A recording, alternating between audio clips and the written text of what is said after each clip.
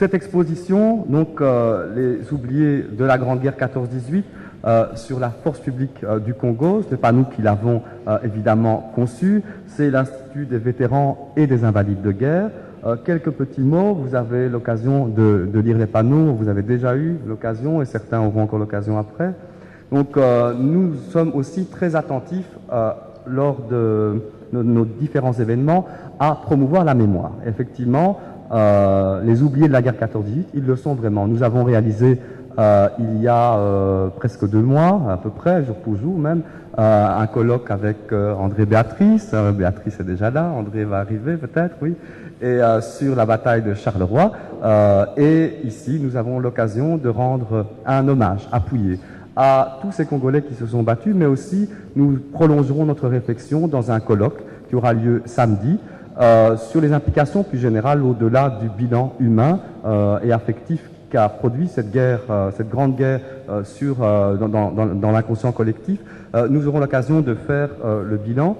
Donc ces commémorations de la Grande Guerre, c'est un moment donc pour se souvenir, et pour comprendre un conflit qui a bouleversé la face du monde et qui a nécessité aussi l'implication de contrées lointaines et notamment les anciennes colonies. Le 17 août 1914, la guerre avait pris une autre tournure avec l'attaque de la rive du Congo belge par une canonnière allemande du lac Tanganyika. Le conflit, initialement cantonné sur le continent européen, va s'étendre progressivement au cœur de l'Afrique par puissances coloniales interposées. En effet, l'Allemagne, puissance coloniale de la Tanzanie, du Rwanda et du Burundi, affronte une autre coalition coloniale belgo-anglaise. La guerre européenne se retrouve exportée sous les tropiques. Alors que d'après un télégramme d'Albert Ier daté du 6 août, qui rappelait le maintien de la neutralité de la colonie conformément aux actes de la conférence de Berlin, et qui suggérait par ailleurs l'adoption d'une attitude strictement défensive sur les frontières avec les colonies allemandes de l'Afrique orientale, le gouvernement belge va abandonner la neutralité après l'attaque allemande du bateau à vapeur belge Alexandre Delcommune, où sont tués des soldats congolais. En rompant avec la neutralité et en entrant dans la guerre, la Belgique espère ainsi obtenir des compensations, notamment au niveau du partage des colonies allemandes d'Afrique, en luttant notamment aux côtés de l'Angleterre et en mettant la colonie au service des Alliés. Au son de l'hymne national belge, la force publique, c'est un peu à l'esprit, vous avez entendu un peu surpris au début quand on a mis le CD, l'hymne national belge. La force publique du Congo est mobilisée tambour battant. Composée en 1914 de quelques 15 000 combattants, essentiellement des soldats congolais et quelques officiers belges, cette force publique aura non seulement joué les rôles de l'armée et de la police territoriale, mais a été aussi un instrument de répression pour les populations congolaises pendant la colonisation. Elle va traverser tout le Congo avec fusils, munitions et provisions. De nombreux porteurs sont réquisitionnés pour accompagner les troupes. Ces porteurs voyagent avec toute leur famille. Non seulement les bagages et enfants sont portés sur le dos, mais il arrive aussi parfois à certaines femmes d'accoucher durant le voyage et à reprendre la route le lendemain. Les Belges ont décidé de passer à l'action parce qu'ils ont été attaqués par les Allemands qui ont mitraillé les villages de la rive congolaise à partir de leurs bateaux sur le lac de Tanganyika, où ils étaient maîtres et disposaient de nombreuses canonnières. Avec 4 hydravions montés sur les bords du lac Kivu, les Belges ont passé à l'attaque, les bombarder et faire couler les canonnières ainsi que le navire Graf von Goetzen le 10 juin 1916. Ils prennent ainsi le contrôle stratégique du lac Tanganyika. Ce sera la première victoire aéronavale remportée par les Belges sous les tropiques via la force publique. Cette victoire ayant fait beaucoup de bien pour le moral des troupes, décision a été prise de partir à la conquête des colonies allemandes. Si en Europe, c'est l'Allemagne qui envahit la Belgique, en Afrique, c'est la Belgique, via la force publique, qui envahit l'Allemagne via ses colonies. La propagande pour mobiliser les troupes a fonctionné notamment à cause des promesses en matière d'accès au confort et à l'autonomie. Mais une fois la guerre terminée, ces promesses ne furent ni tenues ni réalisées. Ce qui se répétera lors de la guerre 40-45. Ces 2 guerres ont contribué à nourrir le ressentiment envers les colons. Comment s'est déroulée cette guerre lointaine sous les tropiques comment étaient traités les soldats et les porteurs en cas d'indiscipline, régime notamment de chicotte et autres punitions. Comment expliquer la combativité des soldats congolais dans une guerre qui ne les concernait pas?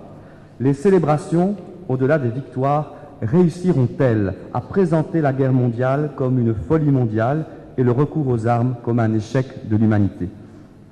Pour les générations futures, quelle logique de célébration est plus porteuse? La logique armée militaire ou plutôt désormais civile et citoyenne? Telles sont quelques-unes des questions qui seront abordées par cette exposition et par notre colloque samedi. Dans le cadre de ce projet de relecture de l'histoire belgo-congolaise que nous menons, je voudrais aussi remercier Jean, qui est là quelque part, qui suit tous les dossiers par rapport à ce jumelage Kinshasa-Charleroi, mais aussi tout ce qui concerne à la fois pour la Maison de la Laïcité et pour le Centre d'Action Laïque, cette revisitation, pour prendre un néologisme, de l'histoire belgo-congolaise. Nous avons associé évidemment le Centre d'Action Laïque, notamment pour sa capacité d'action et puisqu'il y avait aussi la ressource Jean à l'intérieur de la structure. La Maison de la Laïcité aussi a pris comme partenaire, c'est un partenaire évidemment naturel, le LAC, donc notre ONG laïque qui travaille en Afrique, laïcité et humanisme en Afrique centrale. Je remercie les Bruxellois et du Congo qui ont fait le déplacement aujourd'hui. La Maison de la Laïcité de Kinshasa, je donnerai la parole juste après à Nickel Sikuru, président de la Maison de la Laïcité de Kinshasa. Ici également, partenaire, c'est l'Institut national des invalides de guerre et anciens combattants et victimes de guerre qui a conçu cette exposition qui aura le plaisir d'accueillir de nombreux groupes scolaires au cours des prochaines semaines. Donc, le colloque 14-18 va porter sur un réexamen de cette histoire belgo-congolaise. Je voudrais simplement donner quelques éléments par rapport au programme. Vous avez des programmes qui se trouvent juste à l'arrière. Il y aura des communications de Elikam Bokolo, s'il est confirmé. Il y aura Valérie Piette, qui est professeure d'histoire à l'ULB, qui portera sur la Première Guerre mondiale, le Congo au secours de la Belgique, point d'interrogation. Il y aura une communication de Grit Brossen sur les 32 Congolais de l'armée belge pendant la Première Guerre mondiale. Et oui, il y aura également une intervention de Mathieu Zana Aziza et Tambala sur la force publique et la Grande Guerre en Afrique, ainsi que par la suite une communication d'Amandine Laureau sur les tirailleurs congolais pour la Belgique, frontières raciales, anxiété coloniale et débat sur le non-usage des troupes congolaises en Belgique en 14-18. Enfin, il y aura une communication de Inkrol Jean Bofané, une histoire du Congo, du testament de Misbah à la mondialisation. Donc toutes ces communications vous seront accessibles ce samedi à la Maison des Cités. N'hésitez pas de prendre des programmes en sortant. Et je vous remercie pour votre attention et je donne la parole à Nickel Sikuru. Merci. La dernière fois que je me suis mis sur cette table, c'était pour signer notre jumelage, le jumelage entre la Maison de la Laïcité de Kinshasa et la Maison de la Laïcité de Charleroi. Et depuis lors, je n'ai cessé de remercier nos partenaires belges, grâce à qui tout le programme qu'a si bien pu décrire Kevin marche jusqu'aujourd'hui. Parce que, contrairement à la Belgique, au Congo, le Congo n'a aucun système de financement pour les associations. Et donc, c'est grâce à votre appui, à l'appui de nos partenaires belges, que nous pouvons réaliser le plus grand nombre d'activités que nous savons faire aujourd'hui. Cette exposition, personnellement, me fait découvrir beaucoup de choses. Chaque fois que j'entre à Matadi, la ville de Matadi est la ville portuaire de Kinshasa. Chaque fois que j'entre à Matadi, à la droite, pour tous ceux qui sont déjà entrés à Matadi, il y a un grand camp. On voit les camps Redjaf. Beaucoup de personnes se posent bien entendu des questions. d'où vient que ces camps-là s'appellent les camps Redjaf. Je crois que je n'aurais plus à me poser ces questions après avoir assisté à cette exposition. Parce que cette exposition est un riche témoignage de toutes les relations qu'il y a eu entre les militaires belges et les militaires congolais. Plus d'un siècle de relations et les noms évidemment des personnes qui ont enrichi cette relation, on peut les revisiter en venant assister à cette exposition. Toute cette liste-là des filles, des fils du Congo qui sont morts pendant la Première Guerre mondiale, tous ces noms des vaillants combattants belges qui se sont battus en Afrique sous la bannière du Congo belge, nous les redécouvrons aujourd'hui.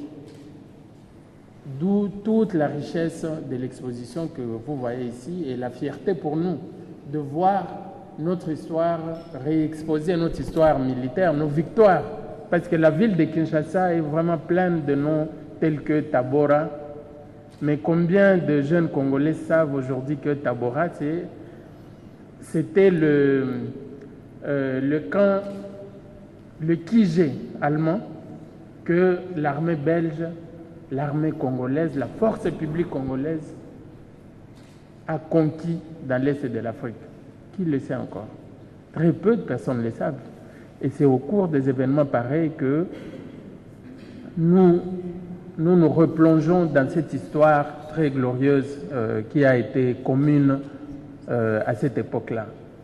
Je crois que je n'aurai pas trop à dire, sinon je vais commencer à expliquer chaque exposition et ne vous laisserai pas l'occasion de découvrir. Eh bien, découvrons-nous tous ce qui fait que nos vies soient aussi liées, soient aussi communes et que nos destins soient appelés à être ensemble. Voilà.